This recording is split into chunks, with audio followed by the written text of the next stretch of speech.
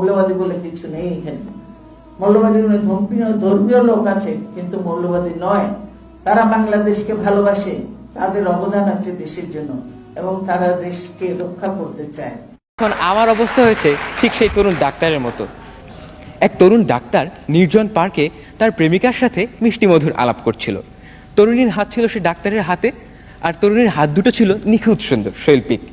এই কথারই তরুণ ডাক্তার বলছে এভাবে, বাহ, তোমার হাতের পালস তো খুব টাইমলি বিট দিচ্ছে।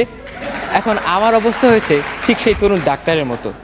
সৌন্দর্যের স্বর্গ বলতে আমার যেটুকু কল্পনা, তাই ওই বারিধারা গুলশান অর্থাৎ বাংলাদেশের স্বর্গকে ঘিরেই। এতক্ষণ তো আমি আমার হারাবার পরিকল্পনার কথা বললাম, এবার তাহলে একটা শঙ্কার কথাও বলা যায়। গুলশান বনানীতে না হারিয়ে অন্য কোথাও হারাতে গেলে ভুলেও যদি আমি একবার ঢাকার ট্রাফিক জ্যামে পড়ে যাই, তাহলে ওই মনে মনে না হারানো ছাড়া কোনো উপায়ই থাকবে না।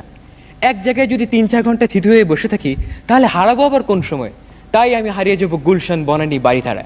এদিকে আসতে হলে বড়জোর উত্তরা কিংবা DOHS, মহাখালী পার হতে হলে আমি বাপু ঘরেই বসে থাকবো, অত হারিয়ে কাজ নেই। এর চেয়ে আমার কল্পনায় ঢের ভালো, কেননা আমার মতন অক্ষম এক বাঙালি যুবকের ওখানে হারানো হবে না।